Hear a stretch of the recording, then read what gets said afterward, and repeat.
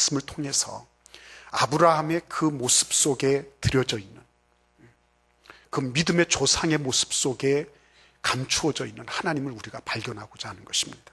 맨 먼저 하나님은 약속을 하시는 하나님이시다고 하는 거죠. 맨 먼저 우리가 볼 것은 약속의 하나님을 볼 것입니다. 그리고 두 번째로 볼 것은 이 약속의 하나님을 아브라함이 어떻게 믿었느냐 하는 거죠. 우리가 적용해야 될 부분이에요. 세 번째는 그 약속의 하나님을 통해서 우리에게 다가온 축복이 뭐냐, 우리 후손들과 그리고 대대손손 받아 누리는 그런 축복이 뭐냐 하는 이 세 가지를 우리가 살펴보도록 하겠습니다. 맨 먼저 하나님 앞에 아브라함이 이런 존재였다라고 말하고 있는 부분을 13절 말씀에서 우리가 찾아서 읽도록 하겠습니다. 본문의 13절을 함께 읽어보겠습니다.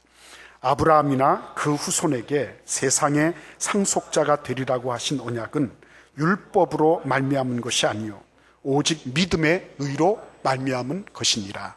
아멘. 예. 엄청난 말씀이죠. 하나님께서 지금 홀홀단신이에요. 아무도 옆에 없습니다. 조카 가족들이 가고 있지만 고대 근동에서 무자하다고 하는 것은 이거는 굉장히 창피스럽고 수치스러운 거였습니다. 자식 없는 75살 할아버지가 지금 고향을 등지고 하나님께서 말씀하신 그 약속 때문에 지금 가는 것입니다. 예. 한번 생각해 보십시오. 예. 이 할아버지한테 기대할 게 뭐 있겠습니까? 그렇죠? 기대할 게 뭐 없어요.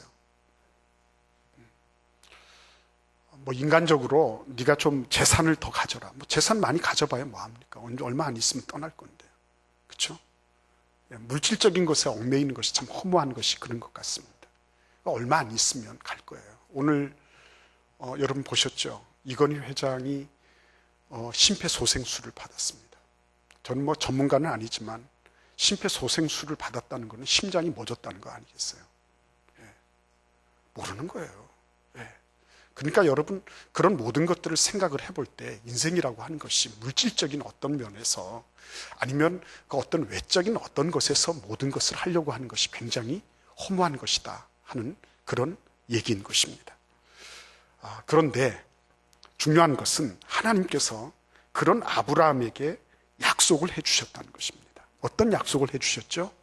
이 세상의 상속자가 되리라 이렇게 약속하신 것입니다. 이 세상의 상속자가 된다고 하는 말씀은 단순하게 그냥 얘기하는 것이 아니고 가나안 땅을 처음에 의미하는 거였어요. 이 세상이라고 하는 것은.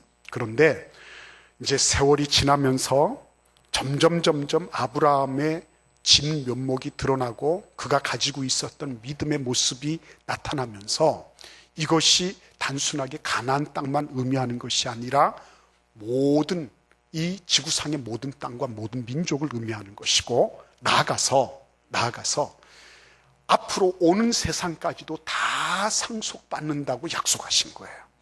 이건 엄청난 일이죠, 여러분. 하나님이 약속하실 때 보면 그냥 예사롭게 적당하게 너 먹고 살 정도로 죽지 않을 만큼 주겠다 그렇게 약속하시지 않으세요. 하나님은 스케일이 크신 분이십니다. 예. 엄청나게 크신 분이에요. 그러니까 지금 아이도 하나 없는 그 75세의 할아버지한테 뭐라고 말씀하시냐면 이 세상의 이 모든 세상의 상속자가 너를 통하여 날 것이다라고 말씀하고 있는 이 부분에 대해서 우리가 반응할 줄 알아야 된다는 거죠. 사람들은 생각합니다. 아브라함은 75년 동안 실패했어. 그런데 하나님은 그 75년 동안 실패한 것을 마치 비웃기라도 하시는 듯이 아니야. 지난날의 실패가 아니다. 실패가 아니다. 내가 너한테 약속할게. 이렇게 말씀하시는 거예요. 지금까지 지난 75년의 삶을 되돌이켜 보니까 그거는 하나님의 약속이 없는 삶이었어요. 하나님으로부터 손가락 걸고 하나님이 내가 너한테 해주겠다고 하신 부분이 없이 살아왔던 거였어요. 그런데 이제 보니까 하나님께서 지난 75년의 삶, 그것을 만회하는 정도가 아니라, 그냥 아기 며칠 낳고 마는 정도가 아니라, 내가 너를 사용해서 너와 내 후손이 이 모든 땅의 상속자가 되도록 하겠다, 이렇게 하나님이 약속해 주신 것입니다. 대단하지 않습니까, 여러분? 엄청나지 않습니까? 이게 뭘 의미하는 것이죠? 회복이잖아요. 그렇죠? 에덴 동산에서 그 좋은 조건과 환경 다 잃어버렸어요. 외면적인 그 어떤 것이 우리를 바꿔놓을 수가 없어요. 우리가 외적으로 뭘 좀 한다고 해서요, 그게 하나님의 그 영원한 그 율법의 의를, 하나님의 의를 만족시킬 수가 없는 것입니다. 마찬가지로 이 엄청난 약속이 어떻게 주어졌다고요? 믿음으로 말미암아. 한마디로 축약해버립니다. 아브라함이 뭘 잘했나? 외적으로 얼마나 대단한 일을 많이 했나? 그것보다도 더 중요했던 것은 그가 믿음으로 이것을 받았다는 거예요. 자기는 아니에요. 자기 환경을 봐도 아니에요. 그런데 하나님이 약속해 주셨기 때문에, 그래, 하나님이면 내가 믿을 수 있어. 그래, 하나님은 진실하신 분이에요. 그분은 거짓말하실 수 없는 분이에요. 그래서 내가 그 하나님이 그렇게 말씀하셨기 때문에 나는 그걸 받을 수밖에 없어. 그 부분을 한 번 더 같이 보실까요? 17절 말씀 같이 읽어보겠습니다. 기록된 바 내가 너를 많은 민족의 조상으로 세웠다 하심과 같으니 그가 믿은 바 하나님은 죽은 자를 살리시며 없는 것을 있는 것으로 부르시는 이 신이라. 아멘. 여러분 보십시오. 하나님이 아브라함이 그래, 하나님은 참 진실되신 분이야. 다른 모든 것들은 거짓되지만 하나님은 참되셔. 그렇기 때문에 하나님이 뭐라고 말씀하시는지 나는 그분을 믿을 수가 있어.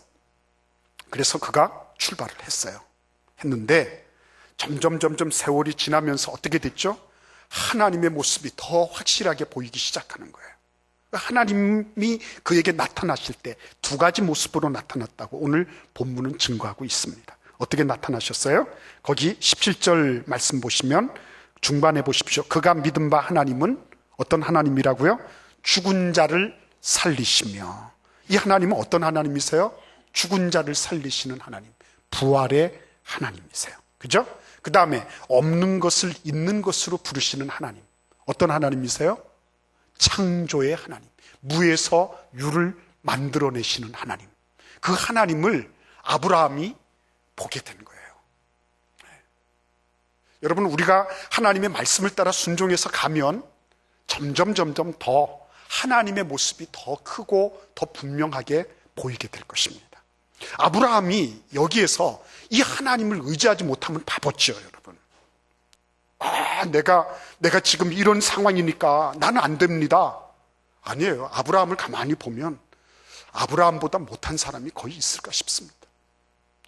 아브라함처럼 그와 같은 상황 속에서 백세가 돼가지고, 그런 상황 속에서도 내가 뭐 어떻게 해보겠다, 그 말이 안 나오는 얘기거든요. 그런데 그것을 하도록 하신 분이 누구예요? 하나님이 그렇게 하신 겁니다. 우리 한번 19절에서 21절 말씀 같이 읽어보겠습니다. 그가 백세나 되어 자기 몸이 죽은 것 같고 사라의 태가 죽은 것 같음을 알고도 믿음이 약하여지지 아니하고 믿음이 없어 하나님의 약속을 의심하지 않고 믿음에 견고하여져서 하나님께 영광을 돌리며 약속하신 그것을 또한 능히 이루실 줄을 확신하였으니. 아멘. 하나님이 약속하셨어요. 그리고 약속을 하시면서 뭘 보여주셨습니까? 당신이 어떤 분인지를 강력하게 보여주셨어요. 당신은 부활의 하나님이시고 창조의 하나님이시다. 그렇죠? 이전에 75년 동안 그가 헛살았어요. 하나님 약속 없이 살았습니다. 그렇죠? 그런데 지금 하나님이 그 75년의 인생을 만회시켜 주시는 정도가 아니라 내가 너와 너의 후손을 이 세상의 상속자로 삼아 주시겠다, 이렇게 말씀하시고 많은 민족의 조상이 되게 하시겠다, 이렇게 약속해 주시는 거예요. 그러시면서 당신이 어떤 분이신가를 다 보여주신 겁니다. 아브라함이 거기에 설복되지 않을 수가 없었어요. 그런데 여러분, 오늘 이 말씀 보시기를 바랍니다.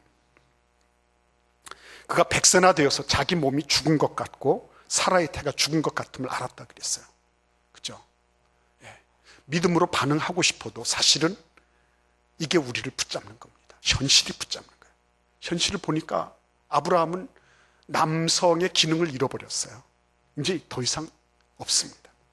그리고 자기 아내를 보고서도 아내도 보니까 이미 여성으로서의 그런 생산 능력이 없어요. 그죠? 예. 그래서 오늘 그 성경 본문에 보시면 자기 몸이 죽은 것 같고 사라의 태가 죽은 것 같음을 알고 라고 말하고 있는 겁니다. 죽었다는 말을 계속 2번이나 계속하고 있는 거예요. 그죠? 그래서 여러분 우리가 이 믿음으로 살려고 할 때 이러한 현실적인 부분들을 제대로 볼 줄 아는 눈이 필요한 겁니다. 맹목적으로 그냥 막 간다. 그죠? 이 아이를 기도해서 살리겠다. 예. 기도해서 살리겠다. 목사님도 병원 데리러 가라 그랬는데 그거를 안 했다 그러더라고요. 예. 믿음은 현실을 직시하는 겁니다. 예. 있는 그대로의 사실을, 팩트를 그대로 볼 줄 아는 거예요. 그걸 눈 가리고 아웅하는 그게 믿음이 아닙니다. 있는 그대로를 보는 것입니다. 그러나 하나님은 현실에만 포박되도록 그냥 내버려 두지 않으신다는 거예요. 우리가 현실에만 붙잡혀서 그래 나는 이런 한계가 있고 우리 집은 이런 문제가 있고 우리는 운명적으로 그렇게 해왔어 라고 말하고 있는 그 부분을 하나님 그대로 내버려 두지 않으신다는 거예요. 어떻게 하십니까? 그럼에도 불구하고 믿음이 약하여지지 아니하고 믿음이 없어 하나님의 약속을 의심치 않고 믿음에 견고하여져서 하나님께 영광을 돌리며, 그죠? 하나님께 영광을 돌리며. 오히려 이러한 믿음이 없을 만한 상황을 하나님은 아브라함에게 어떤 기회를 주셨다고요? 하나님의 영광을 돌려드리는 기회로 삼으셨다는 것입니다. 믿습니까, 여러분? 오늘 여러분의 주변의 삶 속에서 내가 봐서 딱 믿음이 없을 만해요. 내가 우리 아이 보니까 이거 싹이 보니까 노릇팅팅하다. 도무지 아니다. 예. 아니에요. 예. 그러면 거기에서 나는 현실을 직시함으로 포기하겠다. 그거는 믿음 아니에요. 우리 하나님은 그 상황을 통해서 어떻게 하신다고요? 하나님께 영광을 돌릴 수 있는 기회를 아브라함에게 주신 것처럼 우리에게도 주시기를 원하신다는 것입니다. 하나님, 지금 제가 볼 때는 이 아이는 싹수가 그렇습니다.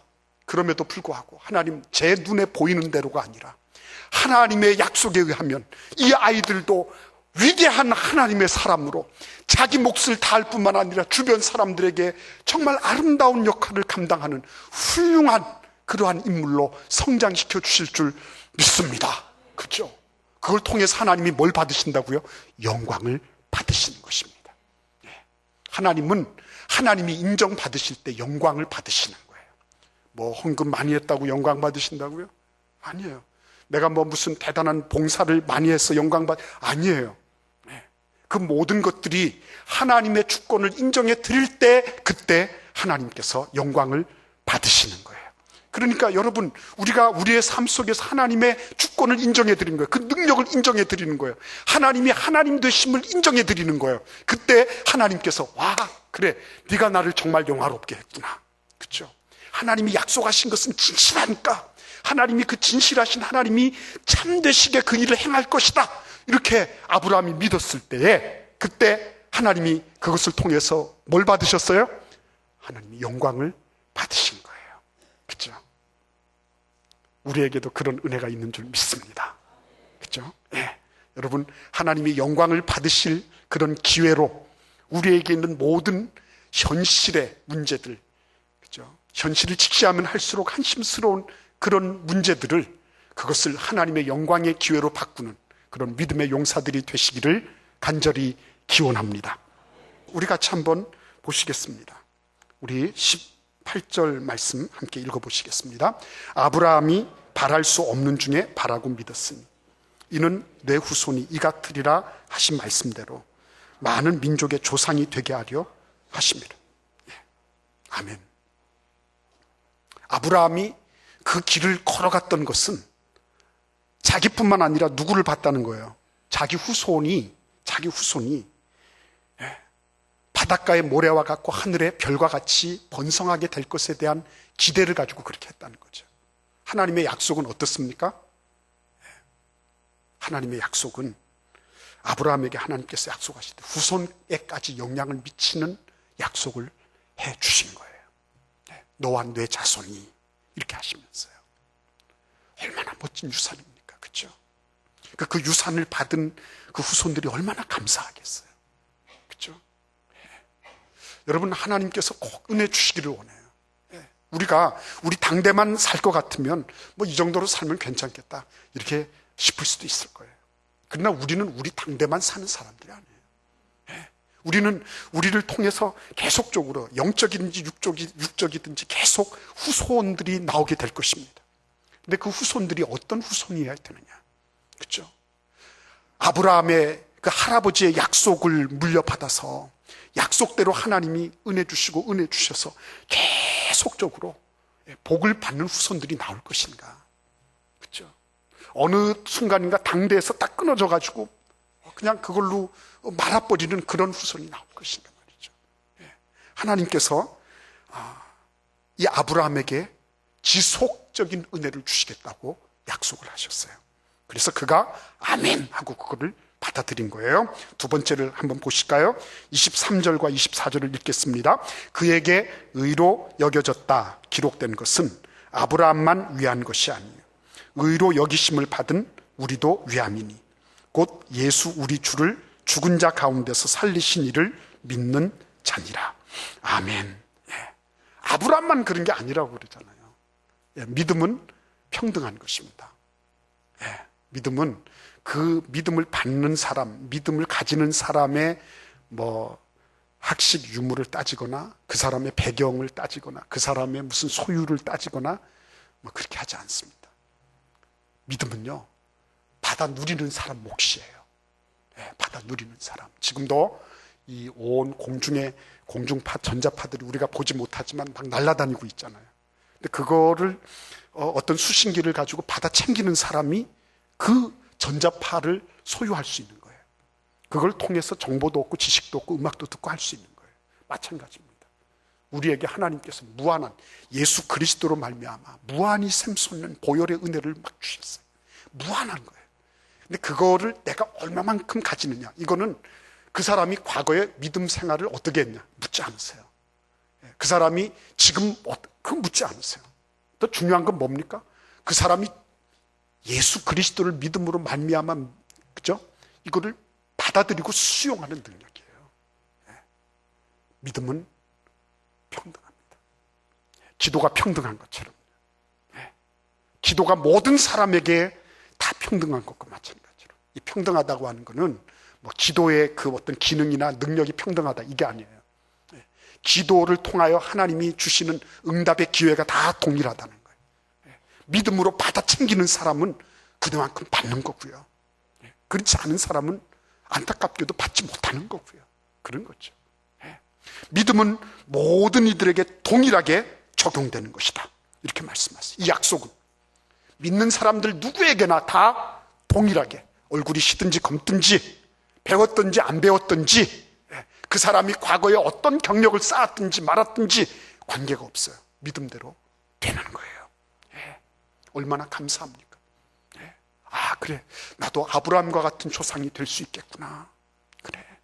그래, 이전에 75년 동안 다 헝클어지고 다 실패했는데 하나님의 약속을 받고 말씀대로 따라가면서 아브라함에게 하나님이 이와 같은 그런 더 보강된 하나님의 모습을 보여주시면서 아브라함이 옴짝달싹하지 못하고 그거를 선택할 수밖에 없도록 만드셨는데, 그렇다면 하나님이 나에게도 그렇게 해주시겠네.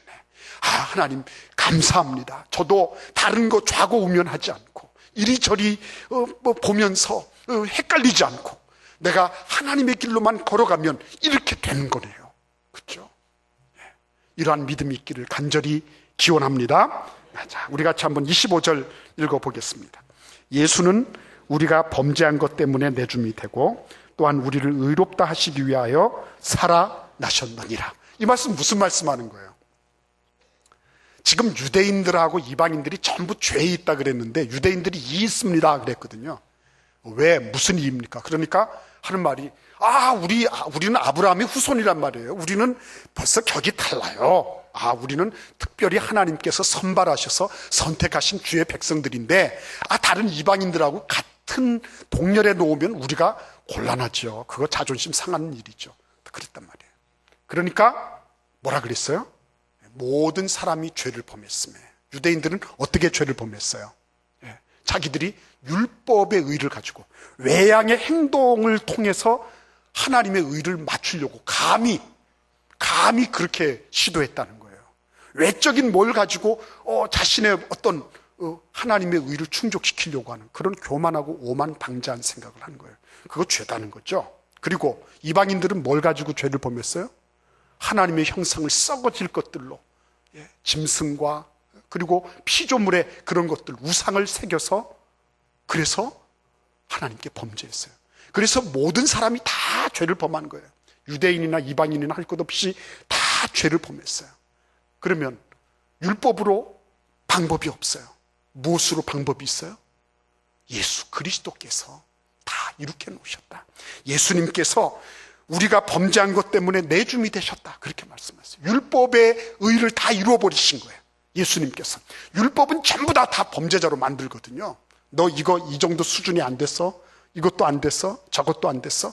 다 그렇게 해서 범죄자로 만드는데, 그런데 예수님께서 그 모든 율법이 요구하는 것들을 다 충족시켜 주시고, 그리고 예수를 그리스도로 말미암는 그런 하나님의 의를 세워 주셨다고 하는 거예요.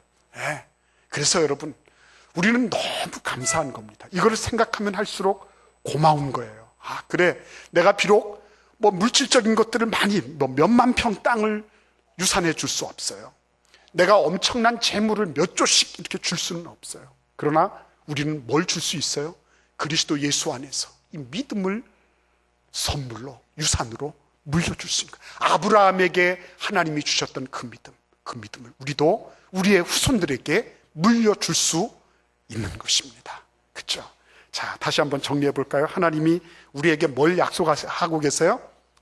하나님이 아브라함에게 주신 것과 같은 그런 약속을 우리에게도 하고 계신 거예요. 이 약속은 무엇으로만 받을 수 있죠? 믿음으로만 받을 수 있어요. 그렇죠? 그리고 하나님이 이런 약속을 주실 때 그냥 약속이다 그러고 그냥 던져주십니까? 아니에요. 이 약속을 어떻게 하시죠? 더 확실하게 증거해 주시는 거예요. 그래서 우리가 말씀을 묵상하고 말씀 속에 나타나는 하나님을 더 깊이 알아가야 되는 거예요. 하나님이 부활의 하나님, 창조의 하나님, 인간의 그 한계를 뛰어넘는 그런 능력의 하나님으로 아브라함에게 계시된 것처럼 우리에게도 그렇게 하나님이 당신을 계시해 주실 거예요. 그리고 마지막으로는 어떤 분이시라고요? 하나님은 그 약속을 통해서 지금 현재 이런 모든 보이는 것들을 딛고 일어서서 하나님께 오히려 영광을 돌릴 수 있는 기회를 우리에게 주시는 분이시다. 이것의 영향력은 지속적이다. 그죠? 이거는 보편적이다. 그리고 이것은 예수 안에 있는 모든 사람에게 다 적용된다. 이렇게 오늘 말씀이 우리에게 증거하고 있는 것입니다. 이러한 은혜와 축복이 있기를 간절히 기원합니다. 하나님 약속하실 때 믿음으로 받으십시오. 그리고 하나님의 능력 더 많이 알아가시기를 바랍니다. 지금 현재 여러 가지 많은 문제들을 하나님의 영광을 위한 기회로 삼으시는 그런 믿음의 자녀들 되시기를 기원합니다.